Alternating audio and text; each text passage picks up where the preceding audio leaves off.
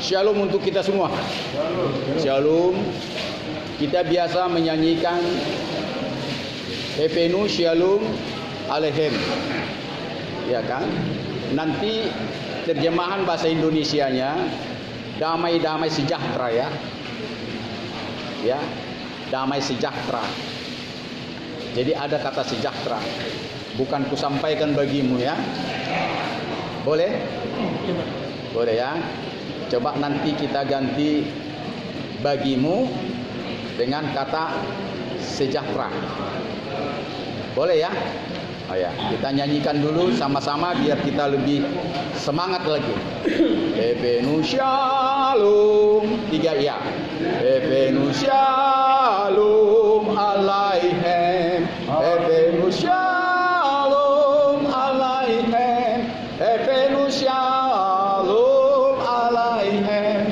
Epenu Shalom Shalom Shalom Aleichem. Epenu Shalom Aleichem. Epenu Shalom Aleichem. Epenu Shalom Aleichem. Epenu Shalom Shalom Shalom Aleichem. Ku bawa damai sejahtera. Ku bawa damai sejahtera. Ku bawa damai sejahtera. Ku bawa damai sejahtera. Ku bawa damai sejahtera. Ku bawa damai sejahtera. Ku bawa damai sejahtera. Ku bawa damai sejahtera. Jadi sudah tersampaikan damai sejahtera yang daripada Tuhan kepada saudara dan saya dan kepada seluruh tahanan penjara ini. Tanpa mereka sadari, kita doakan semua, baik yang piket sekarang ini maupun yang tidak piket, sampai kepada Kapolda, sampai kepada jajaran terendah sekalipun. Jadi karena itu, ini damai sejahtera ini dalam doa. Ini pekerjaan roh. Walaupun tidak mereka dengar dengan telinganya, namun tersampaikan dengan roh kita. Karena sama-sama umat Tuhan. Tuhan tidak melihat agamamu, dan Tuhan tidak melihat siapa yang engkau doakan, beragama apapun. Namun engkau harus mendoakan semua manusia. Engkau harus mendoakan semua makhluk Tuhan untuk keutuhan dari semua ciptaannya. Karena tidak ada satupun ciptaannya yang tidak baik di mata Tuhan. Saudara bisa percaya? Bisa percaya perkataan saya ini, tidak satupun ciptaannya itu tidak baik dalam pandangannya.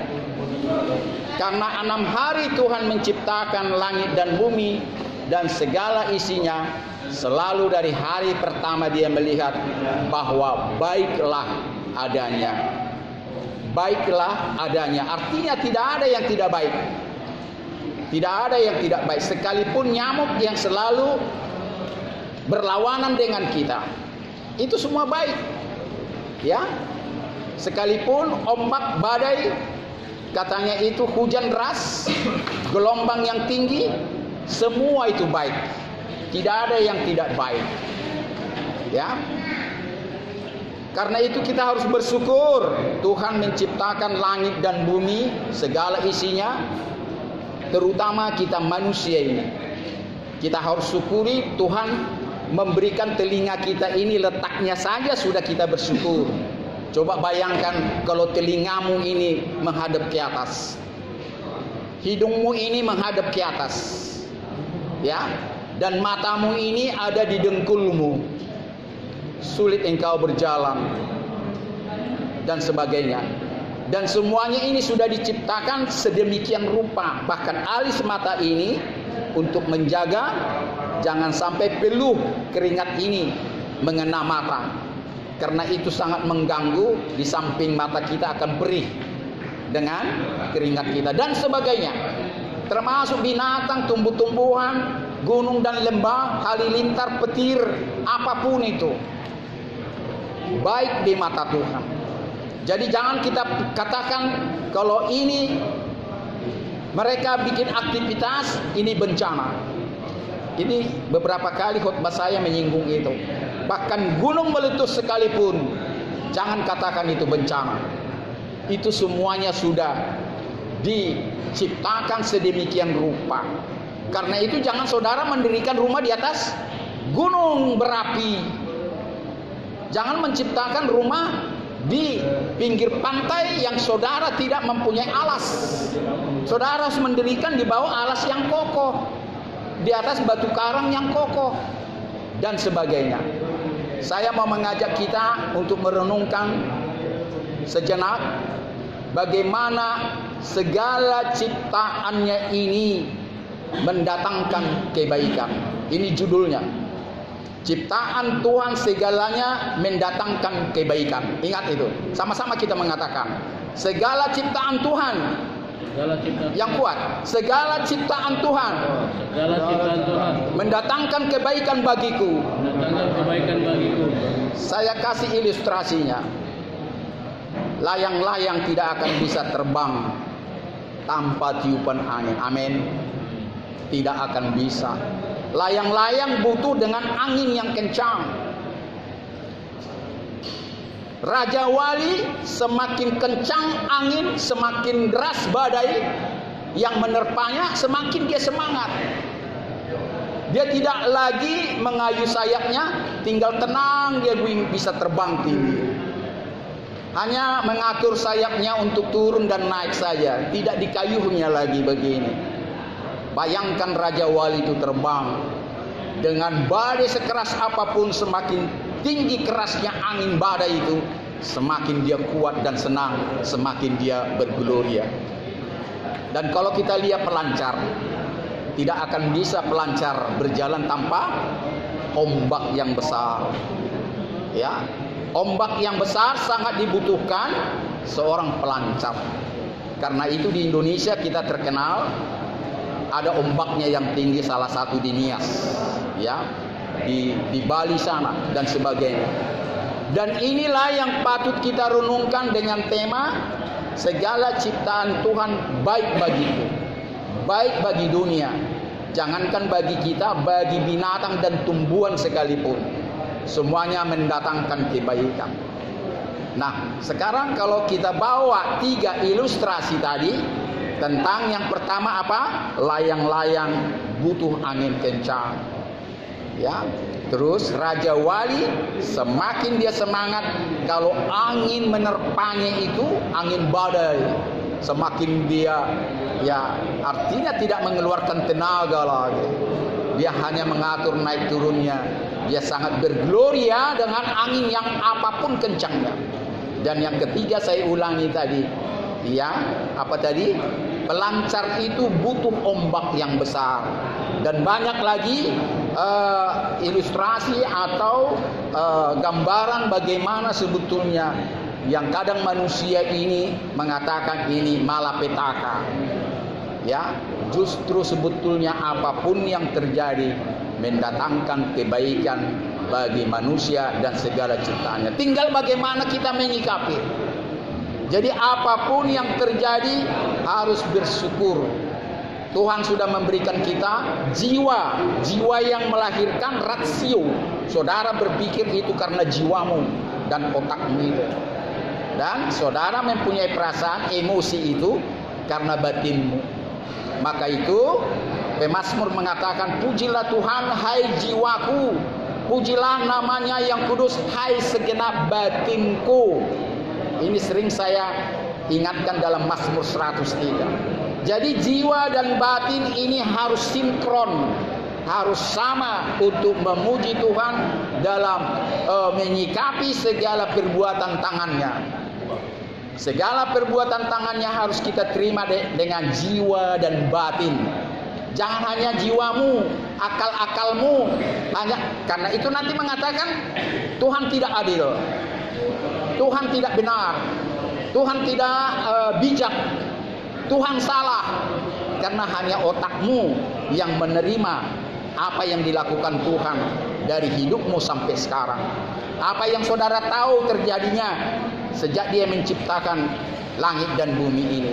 Tetapi jika saudara jiwa dan batinmu berjalan dengan baik, ditambah dengan imanmu yang sudah diberikan, iman, pengharapan dan kasih, Tuhan memberikan anugerah karunia kepada manusia. Dia beriman, ya, iman, kasih dan pengharapan.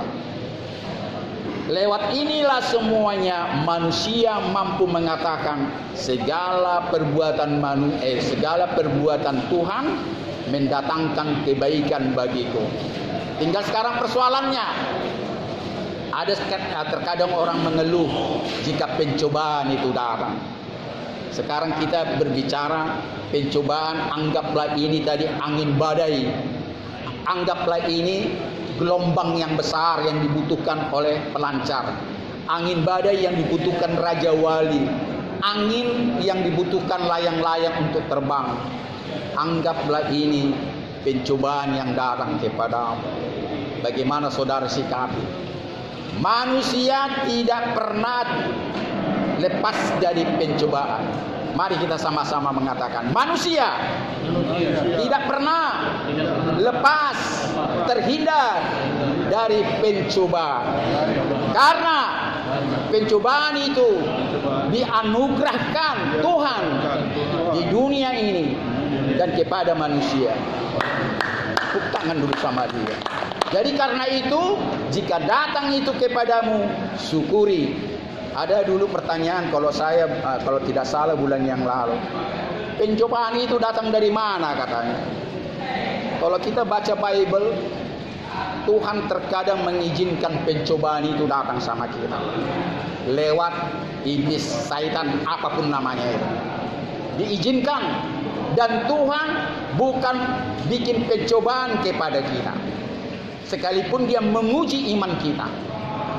Menguji iman kita bukan berarti dia membuat pencobaan yang dilakukan iblis kepada kita. Mungkin saudara bertanya, bagaimana Pak Pendeta tentang Ayub? Ayub dalam bahasa Batak itu si Job. Saya tidak tahu di Al-Quran apa namanya itu. Di Al-Quran ada itu namanya, saya lupa. Bukan Ayub saya kira. Itu diizinkan Tuhan, iblis memberi pencobaan kepada Nabi Ayub dan kesaksiannya kepada pengikut-pengikutnya, bahkan kepada istrinya apa? Ini bukan berasal dari iblis, setan dan segalanya, makhluk apapun itu, makhluk penggoda, makhluk penipu, raja pembohong, tapi ini datang dari Tuhanku. Seandainya ini dari raja pembohong, iblis, setan dan semuanya, pastilah Tuhan membelaku, pastilah Tuhan menggagalkan ini tidak datang kepadaku. Karena ini datang dari Tuhanku, aku tetap menerima, aku tetap menghadapi cobaan yang begitu besar. Dan bayangkan saudara, di Bible ini tercatat tidak ada penyakit Ayub sampai saat ini yang paling berat. Dengan artian penyakit Ayub itulah yang paling berat dari sejak dunia dijadikan sampai sekarang. Bayangkan itu. Kalau saudara baca ini kembali, penyakitnya itu menggerogoti tubuhnya sampai tulang-tulangnya nampak. Digarut-garutnya begini dengan beling, saking gatalnya dan sakitnya. Tetapi dia tetap bertahan dan bertahan. Dan pada saat itu istrinya mengatakan, masihkah engkau sujud kepada Tuhanmu dan menyembah kepada dia dan beribadah kepada dia, sedangkan engkau, anakmu semua mati semua, karyamu mati semua, segala ternakmu mati semua sekejap. Sekarang ini penyakit datang daripadamu. Ayub tidak seiman dengan istrinya.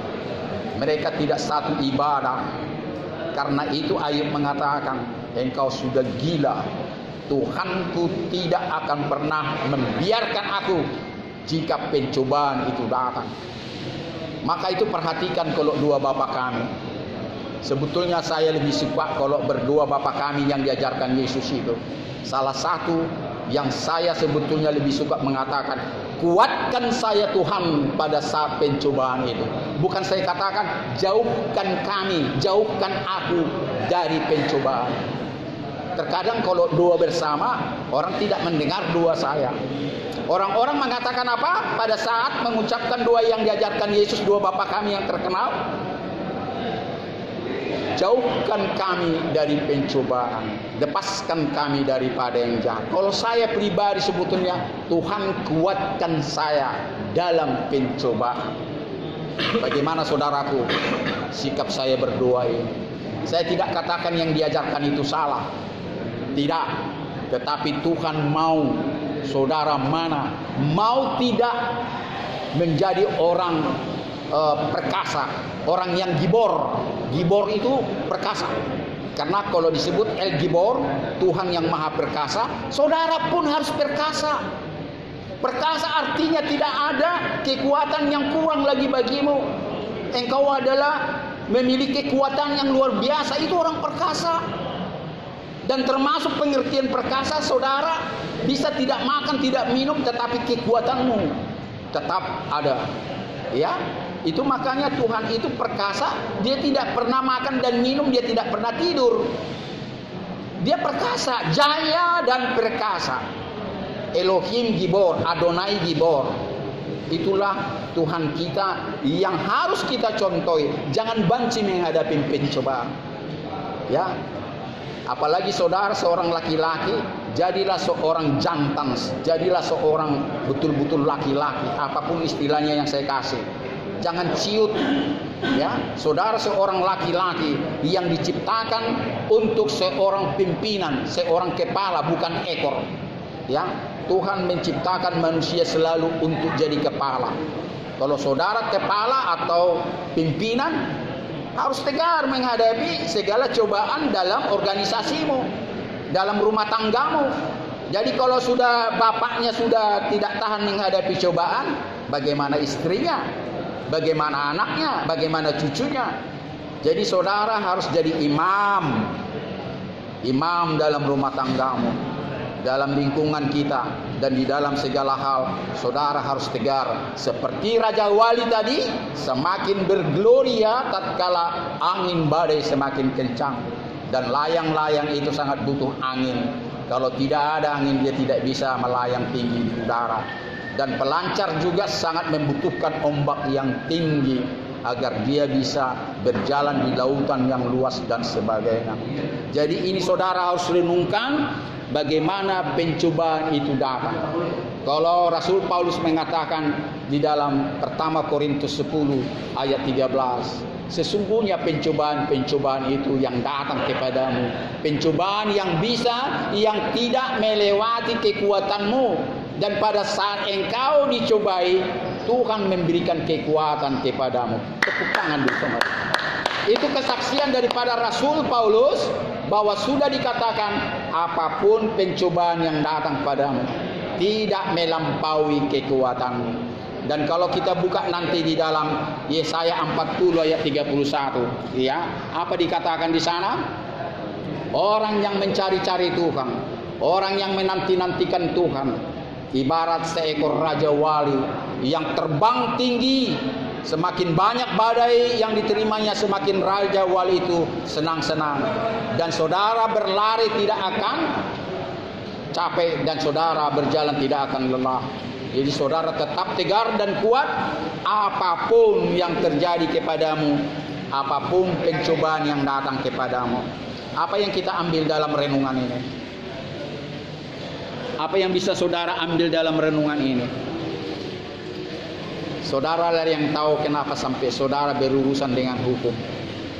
Saudara lah yang tahu sampai saudara berhubungan dengan penjara. Karena saudara tidak sanggup menghadapi pencobaan. Saudara tergiur dengan jalan tol, jalan pintas untuk mencari kekayaan. Saudara menjual barang-barang yang haram, yang dilarang oleh KUHP. Dan saudara melakukan korupsi. Saudara melakukan penipuan, perampokan, ya, dan sebagainya. Ini saudara tidak bisa menghadapi badai yang datang kepadamu. Tuhan tahu segala keperluanmu. Tuhan tahu. Sedangkan burung pipit, selalu saya katakan apa yang tertulis dalam Bible ini, Tuhan tahu keperluan burung-burung. Tuhan tahu keperluan segala binatang-binatang, bahkan tumbuh-tumbuhan. Dia berikan hujan, Dia berikan embun, Dia berikan